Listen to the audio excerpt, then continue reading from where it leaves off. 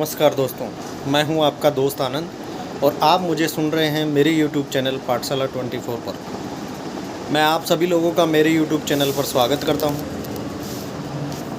जैसा कि आप सभी को पता है, हर एपिसोड में हम एक नया किस्सा इतिहास का लेकर के आते हैं, एक सामान्य जानकारी लेकर आते हैं।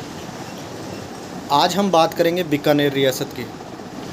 आखिर ऐसा क्यों चलन पड़ा कि बीकानेर महाराजा बीकाजी ने जब बीकानेर की स्थापना की, उसके बाद से आने वाली पीढ़ियों का राज तिलक जो है गोदारा जाटों के द्वारा किया जाता था।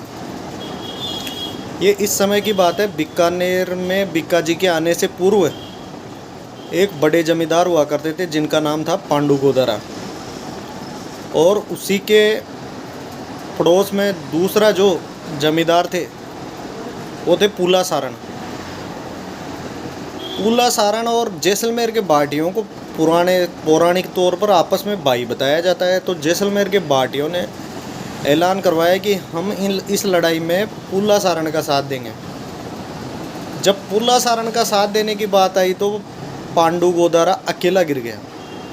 पांडु गोदारा जब अकेला गिर गया तो उसने उन दिनों एक दो गांव जीत रहे बीकाजी, जिन्होंने जोधपुर से छोड़कर नया राज्य स्थापित करने की लालसा में बीकानेर जांगल प्रदेश के एक दो गांव जीत रहे थे, उनसे अनुनय विनय किया और उनको कहा कि अगर ये युद्ध जीतने में आप मेरी सहायता करेंगे तो मेरी जो जितनी भी ज़मीन है वो मैं आपके अधिकार में दे दूंगा। और जब ये लड़ाई हुई तो इसमें विजय बीकानेर के बीकाजी और पांडु गोदारा की हुई। पांडु गोदारा की जब जीत हो गई तो उन्होंने ये पूरी ज़मीन बीकाजी को सौंप दी। बीकाजी ने उस दिन उनको कहा कि आप मेरे राज्य में सहायक बने हैं, इसलिए मेरा जो राज तिलक है वो आपके हाथों से होगा। उसके बाद में ये परंपरा ही चलती आ रही है कि बीकानेर की जो आने वाली पीढ़ी थी बीकाजी के बाद, उनका राज तिलक गोदारा जाटों ने किया। गोदारा जाटों ने उनका राज तिलक किया और इसके बाद में बीकानेर के अंदर ये चलन ही पड़ गया। आज भी पुराने जो बूढ़े हैं गांव खेड़ों में बीकानेर में ये सुनने को मिल जाता है कि किसी नए भवन की नींव रख रहे होते हैं तब भी वो गोदारा जाटों के हाथ से करवाना शुभ मानते हैं। ऐसा प्रतीकात्मक माना जाता है, ऐसी उनकी भावना है, ऐसी उनकी मनोइच्छा है कि जब उनके हाथ से ये काम होता है तो ये चिरकाल तक चलता है।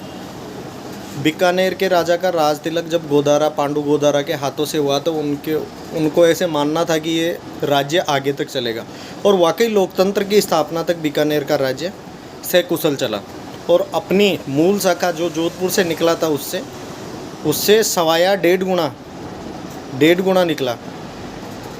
इसलिए गोदारा जाट आने वाली बीकाजी की आने वाली पीढ़ियों का राज तिलक किया करते थे।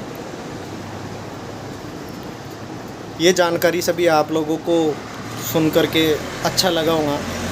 अगले एपिसोड में हम फिर मिलेंगे एक नई जानकारी के साथ। तब तक के लिए नमस्कार, जय माता जी।